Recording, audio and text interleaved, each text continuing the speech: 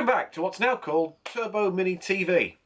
I've decided to change the name slightly because I intend to, as well as just covering my own Mini, cover the whole boosted and turbo and supercharged Mini scene.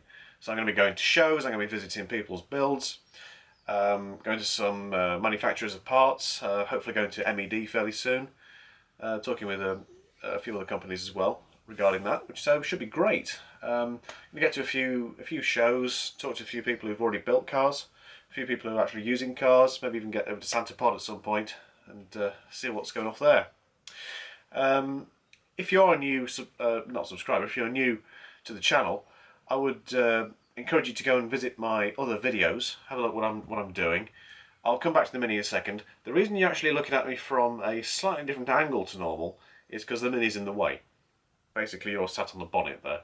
So, yeah, you're normally kind of a bit over there, but today you're over here, so hello. Anyway, yeah, have a look at my other videos. If you like what you see, or even if you don't, subscribe. I think it's there somewhere. Also, if you're a current subscriber, I'm told recently there's some slight changes, which mean there's a little sort of bell thing next to the subscribe button down here. If you're subscribed, I think it goes red and there's a tick. But if you press the bell, then you also get updates when I post something. So if I post this video, you get a notification. Also, I'd like to say a big thanks to everyone that's already subscribed. Nearly to 1,000 subscribers now, which is amazing. I think it's 910 currently, which is brilliant. I've been at it about a year.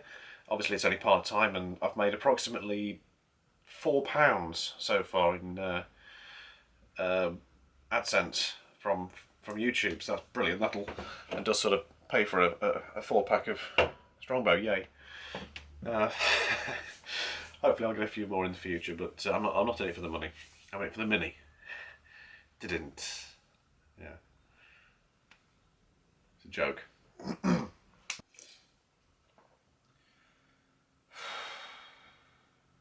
Okay, last thing before I get back to knobs and sloppy seconds is what do you want to see from the channel? Obviously, I'm relying purely on feedback, and I'm not getting a huge amount of feedback because basically people are watching my videos, enjoying what they see, and then moving on. I'd like to know what you want to see, so comment below, let me know what you want to see from the channel in the future. Right, let's get to it. So, you've got a sloppy gear change, no surprise. There's a lot of slack, basically doing that to your car. Yeah, that's just fallen off. So, this is the only piece of the Mini that I haven't rebuilt to this point, or haven't, because I didn't think there was anything wrong with it. Now, obviously you'll see on top of there I've already got a quick shift, and yes, it's pointing backwards. I know.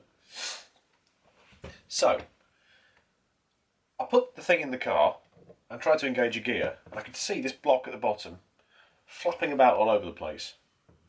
So, I thought, oh, alright, well, I'll mount it a bit higher because I had to clear my exhaust anyway. Where is it? So first off, I modified this with some harder bobbins. That's not really the issue. What I also noticed was, I'll do some close-ups as well. The output shaft, now, there's two shafts as you'll probably know from on these. This one attaches directly to the gearbox housing, which makes it part of this as such. So any movement relative moves the input shaft in the gearbox by this shaft. However, the way the internals of this work is there's a thing which sways inside, which is pushed by the end of that rod there. Okay, which in turn makes this rod turn. That gives you differentiation between first and second and third and fourth and reverse. However, in this one there's a little bushing, which is here in fact, that had slid out of the housing down here, meaning this rod can flap about all over the place. And what it's done, again I'll do a close up. I'll be able to do it. Just want to see if I can get close up here. Come on, focus. Focus. There we go. See the wear on that? That's a steel rod. Let's get a millimetre one off one side of it. Focus. Cool. Right.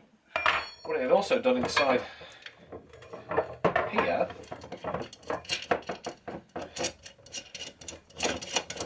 on.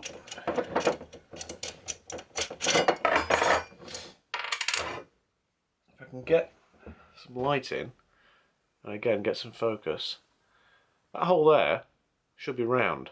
It's very very much not. If you've ever cleaned out the inside of one of these, you'll know what a horrible job it is. So yeah, it's disgusting. The grease in there is some kind of grey aluminium dust mixed with grease mixed with water and grit. So not pleasant. So yeah, ew. Anyway, what I'm going to do, I haven't actually done it yet because I haven't got the parts. First off, because this is worn, what I'm going to do is turn it round. The holes are drilled the same way on both ends. Yep. So I'm just going to use this other end, which isn't worn. I'll clean it up, just a bit of surface rust on there. That'll be fine. This other end, it's a half-inch rod, by the way. OD. So I'm going to get myself a bronze half-inch ID bushing. Plonk it in there. Solid. That's going to be no trouble for the future.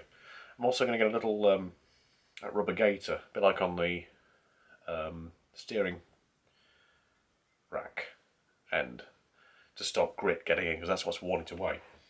And this is the little bushing, the culprit. See if we can get some more focus. Focus. Focus. No? Yes? Excellent. That is the cause of the issue. It's a split ring bearing, whatever you want to call it. So I'll replace with a copper bronze bushing. Then we'll be good to go. Repack it with grease. Job's a good one. I've also polished my knob. Yay! It's got all shiny now. Look. Give it a coat of single pack polyurethane lacquer. That should last a while. I don't wear rings myself, so I'll be fine. This is a quick shift, a relatively cheap one, but they're all the same. They just move the sort of the fulcrum point upwards slightly, so that any movement at the gear knob end causes the other end to move a bit further, so you don't have to move the knob end so far. I think that's that really. What else would... Oh yeah, I've also replaced the split pin on the, what do you want to call it, the joining piece which goes into the back end of the gearbox. I've taken the pin out and replaced it with a bolt, so it's easy to get out when you need to replace or pull it out rather than knocking the thing out with a drift. Yeah.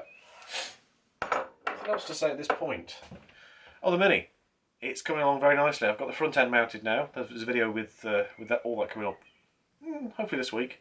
I've also got the lost video, which is from about a year ago now, when I was rebuilding the gearbox, putting it all together, getting a bit angry because there was this little pin. I was about here, little pin that wouldn't go in. It didn't go in, it popped out, it went... Anyway, I got in a bit of a mood and the camera fell over and destroyed itself. So I lost... yeah. So I've got bits of that. I did take some pictures after, so I'll do that video for you this week probably. So yeah, that's me done for now. Sorry, I'm out of frame. That's me done for now. I'll see you soon. Don't forget to subscribe down there. Let me know what you want to see. I'll be out there soon. Oh, last thing. Just bought myself a new car. As you may have gathered, I do this reasonably often. It's not new. I've never bought a new car, and I doubt I ever will. It's possibly the least convenient daily car I've ever owned, and it is currently a daily car. I'll show you that next time. Cheers.